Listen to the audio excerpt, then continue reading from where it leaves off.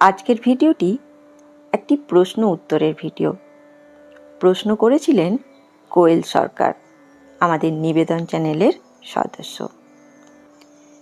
তিনি প্রশ্ন করেছিলেন আমিত্ব ও আত্মবিশ্লেষণ বলতে কি বোঝায়, এই বিষয়ে সম্পূর্ণ আলোচনা চেয়েছিলেন। আজকের ভিডিওটি আমিত্ব নিয়ে, আর আত্মবিশ্লেষণ পরের ভিডিওতে। কিন্তু জানেন, এনার মতো আমাদের অনেকেরই মনে প্রশ্ন জাগে এই বিষয়ে, আমিত্ব কি? চলুন তাহলে আজ আমরা আলোচনা করব আমিত্ব কি। কিন্তু তার আগে আজ আমি আপনাদের একটি প্রশ্ন করতে চাই। আপনি কি কখনো ভেবে দেখেছেন মানুষ এত দুঃখ কেন পায়? কেন সামান্য কথায় আমরা কষ্ট পাই? কেন কেউ আমাদের সম্মান না দিলে মন ভেঙে যায়? কেন সম্পর্ক ভেঙে যায়? কেন অশান্তি বাড়ে? কেন ঈর্ষা, রাগ, অভিমান আমাদের গ্রাস করে? আশ্চর্যের বিষয়, এই সমস্ত কিছুর পেছনে অনেক সময় একটি মাত্রই কারণ কাজ করে। সেই কারণটি হলো আমিত্ব। এই আমিত্ব এত সূক্ষ্ম যে আমরা বুঝতেই পারি না এটি আমাদের মনকে কিভাবে বেঁধে রেখেছে। জানেন, ঠাকুর শ্রী রামকৃষ্ণদেব বলতেন, আমি আর আমার এই অজ্ঞান, তুমি আর তোমার এই জ্ঞান। আজ আমরা জানব আমিত্ব আসলে কি, কেন আমিত্ব মানুষকে ঈশ্বর থেকে দূরে সরিয়ে দেয়, কেন আমিত্বই অধিকাংশ দুঃখের মূল, এবং কিভাবে এই আমিত্ব কমিয়ে জীবনে শান্তি আনা যায়। তাহলে চলুন প্রথমে আমরা জানি আমিত্ব আসলে কি। আমরা অনেকেই মনে করি আমিত্ব মানে অহংকার। আসলে বিষয়টি একটু গভীর। আমিত্ব মানে শুধু নিজেকে বড় ভাবা নয়।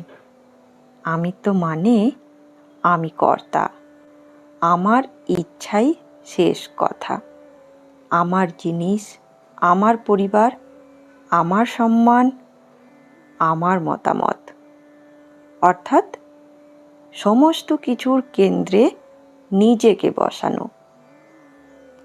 এই আমি ও আমার এর জাল হলো আমিত্ব। আমরা প্রতিদিন কতবার বলি, আমার ছেলে, আমার বাড়ি, আমার টাকা, আমার সাফল্য, আমার সম্মান। একবারও কি ভেবে দেখি সত্যি কি এগুলো আমাদের? যে শরীরটাকে আমরা আমি বলছি সেটাও তো একদিন রেখে চলে যেতে হবে।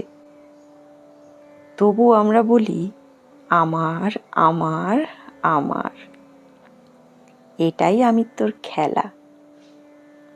চলুন শ্রী শ্রী ঠাকুর রামকৃষ্ণদেবের শিক্ষা জানি। ঠাকুর শ্রী রামকৃষ্ণদেব বলতেন, আমি আর আমার এই অজ্ঞান। একদিন তিনি বলেছিলেন, মানুষ ভাবে আমি করছি, আমি চালাচ্ছি, আমি রক্ষা করছি, কিন্তু আসলে সব কিছু পরিচালনা করছেন ঈশ্বর। যখন মানুষ নিজেকে কর্তা মনে করে তখনই বন্ধন সৃষ্টি হয়, আর যখন ভাবে হে প্রভু সবই তোমার ইচ্ছা, তখন মুক্তির পথ খুলতে শুরু করে। চলুন একটি উদাহরণের সাহায্যে বোঝার চেষ্টা করি। ঠাকুর একটি উদাহরণ দিয়েছিলেন। তিনি বলতেন, গরু সারাক্ষণ হাম্বা হাম্বা করে, অর্থাৎ আমি আমি, তাই তাকে কত কষ্ট ভোগ করতে হয়।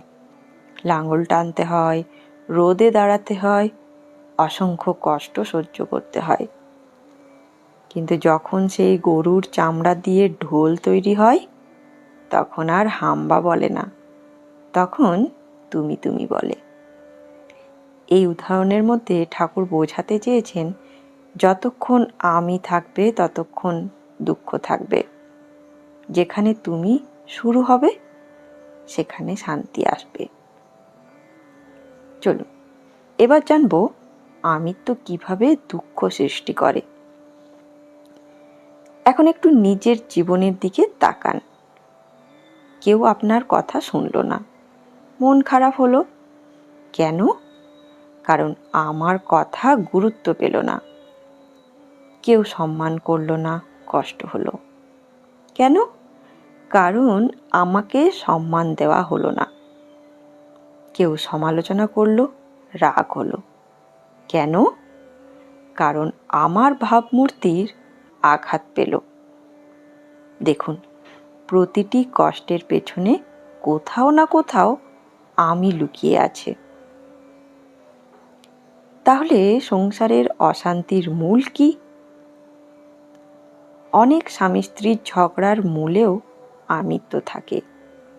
দুজনেই ভাবেন আমার কথাই ঠিক, কেউ নত হতে চান না। ফল কি হয়? অশান্তি। পরিবার ভেঙে যায়, সম্পর্ক দূরে সরে যায়। যেখানে বিনয় থাকে সেখানে ভালোবাসা বাড়ে, যেখানে আমিত্ব থাকে সেখানে সংঘর্ষ বাড়ে। চলুন এবার শ্রী শ্রী মা সারদা দেবীর শিক্ষা জানা যাক। শ্রীমায়ের জীবন ছিল আমিত্বহীনতার জীবন্ত উদাহরণ। তিনি কখনো নিজের মহিমা প্রচার করেননি। তিনি ছিলেন জগৎজননী। তিনি নিজেকে সাধারণ গৃহবধূর মতো রেখেছিলেন। মা বলতেন, যদি শান্তি চাও কারো দোষ দেখো না। দোষ দেখার অভ্যেস কোত্থেকে আসে জানেন? আমিত্ব থেকে। আমি ভালো, অন্যেরা খারাপ। এই ভাব থেকেই বিচার শুরু হয়, আর বিচার থেকেই অশান্তি। এবার আসা যাক স্বামীজির শিক্ষায়। স্বামী বিবেকানন্দ বলেছিলেন, অহংকারই মানুষের সবচেয়ে বড় শত্রু। যে মানুষ নিজেকে বড় ভাবতে থাকে সে কখনো প্রকৃত জ্ঞান লাভ করতে পারে না, কারণ তার মন পূর্ণ থাকে নিজের ধারণায়। ভগবানের জন্য জায়গাই থাকে না। জানেন, ঠাকুর শ্রী রামকৃষ্ণদেব দুই ধরনের আমির কথা বলতেন। একটি হলো কাঁচা আমি ও আরেকটি পাকা আমি। প্রথমে আমরা জানব কাঁচা আমি। আমি ধনী, আমি সুন্দর, আমি বড়লোক, আমি শিক্ষিত, আমি শ্রেষ্ঠ। এই আমি মানুষকে বেঁধে রাখে।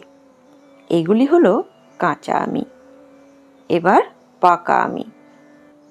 আমি ভগবানের দাস, আমি মায়ের সন্তান, আমি তার ভক্ত। এই আমি মানুষকে ঈশ্বরের দিকে নিয়ে যায়। তাই ঠাকুর কাঁচা আমি ত্যাগ করতে বলেছেন, পাকা আমি রাখতে বলেছেন। চলুন এবার জানা যাক কেন এই আমিত্ব থাকলে ঈশ্বর লাভ হয় না। ধরুন, একটি পাত্র যদি পুরো জল দিয়ে ভর্তি থাকে, সেখানে নতুন জল ঢালা যায় না। তেমনি আমাদের মন যদি আমি দিয়ে ভরে থাকে, তাহলে ঈশ্বরের কৃপা কোথায় স্থান পাবে? তাই সাধকের প্রথম কাজ হলো অহংকার কমানো, নিজেকে শূন্য করা। এবার আমরা জানব আমিত্ব কমানোর সহজ উপায়। প্রথম, প্রতিদিন মনে করুন সবই ঈশ্বরের দান। দ্বিতীয়, প্রশংসা পেলে মাথা ঠান্ডা রাখুন। তৃতীয়, সমালোচনা শুনে উত্তেজিত হবেন না। চতুর্থ, সেবা করুন। নিঃস্বার্থ সেবা আমিত্বকে গলিয়ে দেয়। পঞ্চম, জপ ও প্রার্থনা করুন। বারবার বলুন, হে ঠাকুর, আমিত্ব দূর করো। একটি গভীর আত্মপরীক্ষা। আজ রাতে নিজেকে জিজ্ঞাসা করুন, আমি কি সহজে অপমানিত হই? আমি কি সবসময় নিজের কথা প্রতিষ্ঠা করতে চাই?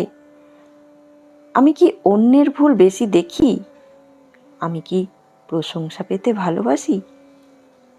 যদি উত্তর হ্যাঁ হয়, তাহলে বুঝবেন আমিত্ব এখনো কাজ করছে। বন্ধুগণ, আমিত্বকে জয় করা সহজ নয়, কিন্তু এটিই আধ্যাত্মিক জীবনের সবচেয়ে বড় সাধনা। ঠাকুর শ্রী রামকৃষ্ণদেব শিখিয়েছেন, আমি আর আমার এই অজ্ঞান, তুমি আর তোমার এই জ্ঞান। আর মা সারদা দেবী তার জীবন দিয়ে দেখিয়েছেন, বিনয়ী মানুষের প্রকৃত অলংকার।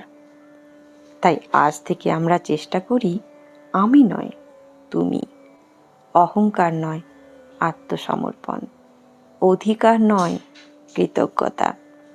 তখনই জীবনে সত্যিকারে শান্তি আসবে। শেষ করার আগে আপনাদের জন্য একটি প্রশ্ন। আপনার জীবনে সবচেয়ে বেশি কষ্টের কারণ কি বলে মনে হয়? অহংকার, অভিমান, প্রত্যাশা নাকি রাগ? কমেন্টে জানাতে ভুলবেন না। আমি অপেক্ষায় থাকব। ধন্যবাদ। ভিডিওটি ভালো লাগলে অবশ্যই ভিডিওটিকে একটি লাইক, শেয়ার এবং চ্যানেলটিকে সাবস্ক্রাইব করতে ভুলবেন না।